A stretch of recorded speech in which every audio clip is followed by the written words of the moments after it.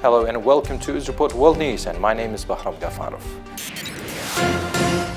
Deputy Prime Minister of Uzbekistan, Minister of Investment and Foreign Trade, Sardar Umarzakov was elected Chairman of the Board of Governors of the Islamic Development Bank.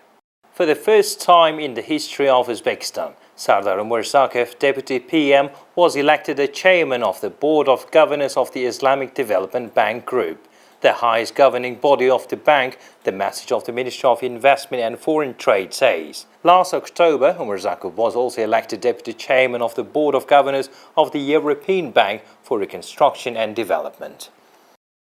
What is the impact of the pandemic's second wave on Central Asia? How the vaccine plans affected the states, which are largely reliant on COVAX? To get the answers, we have contacted Jihad Azur, IMF Director for Middle East, Caucasus and Central Asia. We are in a very important moment because after a year like no other, 2020 was a shock that affected the global economy, including countries in Caucasus and Central Asia. The beginning of this year is a year where we have a race between the virus and the vaccine. More than two-thirds of the countries of the region are currently facing a second wave. And this second wave is, in fact, unfortunately, becoming more, I would say, deeper than the previous one. The prospect of having a vaccine is light at the end of the tunnel. Today, what is important is accelerate the vaccination.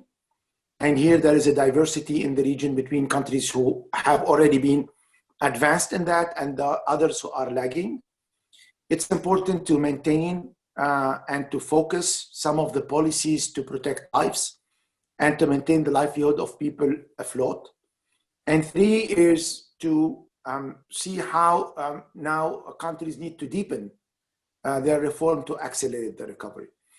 It's a moment where we have high level of uncertainties and we are seeing a recovery that is uneven between countries. And this is what it makes it very important today for policymakers to be focused and also to be very proactive. Uzbekistan is now conducting a phase 3 trial of a coronavirus vaccine developed by China's Anhui Longkong biopharmaceutical as part of the measures aimed at combating the pandemic. The study participants are about 18 years old and in good medical condition. According to the Republic's Ministry of Innovative Development, the vaccine should not be administered when a contraindication is present. If the volunteer has previously contracted coronavirus, he won't be eligible for vaccination. The second contraindication is arterial hypertension. The person should not get injected if he was sick with an infectious disease 2 or 3 days ago. The list of contraindications includes autoimmune disease, cancer, severe allergic reaction to anything, use of steroid hormones. Pregnant and breastfeeding women should not be vaccinated as well. Possible side effects include soreness at the injection site and low-grade fever up to 37.5 degrees, said Dr. Javlon Salimjonov. However, even a perfectly healthy person may receive a placebo instead of vaccine. The costs associated with the travel and other fees are covered by the project. In addition, volunteers are insured for the duration of the tests. In case of side effects, volunteers are reimbursed for medical expenses or provided with free medical services. The State Statistics Committee of Uzbekistan has recently released the assessment of the gross regional product for 2020. The document says the Republic's GDP was largely contributed by the city of Tashkent with 15.3%, followed by Tashkent and Nave regions indicating 10.8% and 8.4% respectively. The largest shares of agriculture, forestry and fisheries belong to Jizakh and Surkhan-Darya regions. Forest plantations are to be created in Sirdarya region of Uzbekistan with the assistance of FAO and GEF. The aim is not only to increase the sustainability and conservation of forest biodiversity, but also to broadly involve local residents in forest management processes and provide them with additional income and new jobs. The program, Sustainable Forest Management in Mountainous and Valley Areas of Uzbekistan, also assists in the implementation of advanced ideas in the Forest Fund, improving the socio-economic conditions of the local population by providing forest land for a long-term lease. On the practical side, the FAO representative office in Uzbekistan planted more than 30,000 seedlings of maple, ash, poplar, mulberry and elm on the territory of 20 hectares of the Sirdarya forestry. Also, 10,000 seedlings were transferred to the local population to create green spaces in their personal plots. Uzbekistan is planning to allocate at least 20% of the area for rice seedlings in 2021. Next year, this figure will increase to 40%. The country's agriculture will also develop a rice crop rotation program to prevent rice cultivation for more than 2 years on the same field. According to the official forecast, the total area of rice fields in the Republic this year will exceed 17.4 thousand hectares. It is planned to get more than 83.7 thousand tons of grain for them. The sowing of seed rice will occupy 3.92 thousand hectares. The yield is predicted to be 19,000 tons. Karakalpakstan and Khorasan regions will remain key players in the rice market in Uzbekistan, with a specific weight of 54%. Rice plantations in these regions will occupy 5.6 thousand and 3.7 thousand hectares of land, respectively. Pilot projects for the import from abroad and local multiplication of seeds of high-yielding rice varieties will be implemented in the Khorasan region. Until January 1st, 2023, the seeds of rice varieties and hybrids will be imported from abroad. All types of modern agricultural machinery will be exempted from customs duties. U.S. considers Uzbekistan a reliable partner and highly assesses the government's reforms. This was announced as a video conference held on January 29. It was attended by the Deputy PM, Minister of Investments and Foreign Trade Sardar Umarzakov, more than 170 representatives of official circles of the United States, international financial organizations, textile brands and prominent retailers. U.S. Deputy Trade Representative Christopher Wilson sees the publication of the new ESG report as Uzbekistan's significant success in transforming the country's economy. As many of you know, these are the principles that promise to be at the heart of the new president's trade policy. I was pleased to personally inform the new White House administration recently that one of our key partners in Central Asia, Uzbekistan, is very focused on these important principles and is very committed to them, he said. Dan Peterson, president of Silver Leaf, told the participants of the video conference in detail about the successful experience of implementing an investment project to create a textile cluster in the Jizakh region for a total amount of $350 million. He stressed that the government's efforts to increase the level of mechanization in agriculture by providing tax incentives, financing, and subsidies are highly commendable. In turn, he called on American and international brands to cooperate in moving their supply chains to a reliable partner of the United States in Uzbekistan.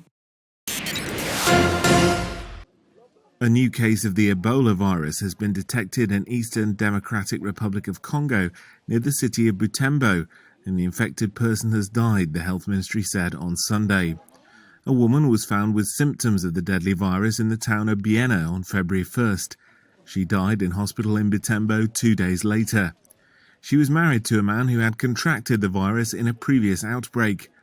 The announcement potentially marks the start of Congo's 12th Ebola outbreak since the virus was discovered near the Ebola River in 1976.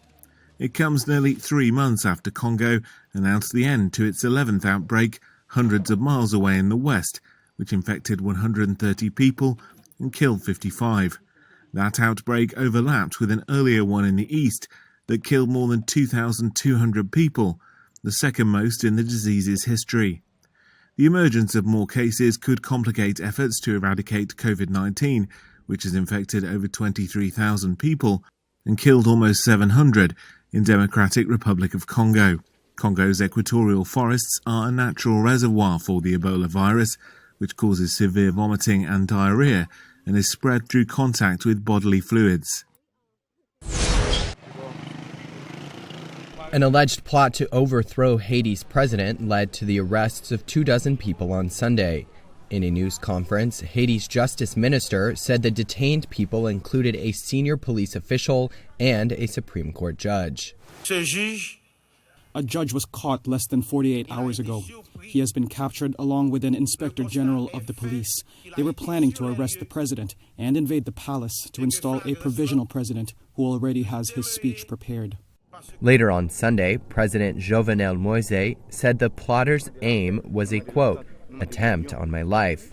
Moise has been accused of being a dictator who's done little to resolve the worst economic crisis in the Western Hemisphere. The arrests follow opposition leaders this week announcing a plan to replace Moise with a new head of state, instead of waiting for general elections scheduled for September. Earlier on Sunday, anti-government demonstrations also broke out across the Caribbean nation. Police in Port-au-Prince responded with tear gas. Moise has ruled by decree since mid-January. He plans to hold a referendum on amending the Constitution later this year, which the opposition fears could give him too much power, although he has said he'll step down when his term expires in 2022. Conjoined Yemeni twins Mohammed and Ahmed took off on a UNICEF plane on Saturday to undergo a life-saving separation surgery in Amman in Jordan. The surgery is crucial to save the lives of the newborns. Their father, Yasser al-Bakati, said it could not be carried out in Yemen due to the limited resources of the country's ailing healthcare system. The twins were born on December 17th, conjoined by the rib cage and stomach. UNICEF's representative to Yemen is Philippe Duhamel. And when the Al-Sabain Hospital and the Ministry of Health informed UNICEF about this situation and asked for our assistance, we immediately started mobilizing the UNICEF network to make sure that we would identify an hospital where the children could be properly treated. Yemen has been gripped by war for 6 years between the Saudi-led alliance and Iran-aligned Houthis, creating what the UN calls the world's worst humanitarian crisis. The global apparel industry is reeling from a punishing 2020, and hopes of recovery have been punctured by a new wave of lockdowns. Clothing retailers in Europe and America sit on excess inventory and have cut back on future orders. That's left garment factories in Bangladesh struggling to survive. Some major retailers remain swamped by last year's clothes, which would have been sold off in clearance sales in normal times. British chain Primark told Reuters it was housing around $205 million worth of 2020 spring-summer stock, and even more from its autumn-winter collection. In an indication of the scale of the backlog, consultancy McKinsey says the value of unsold clothing worldwide ranges from $168 to $192 billion, more than double normal levels.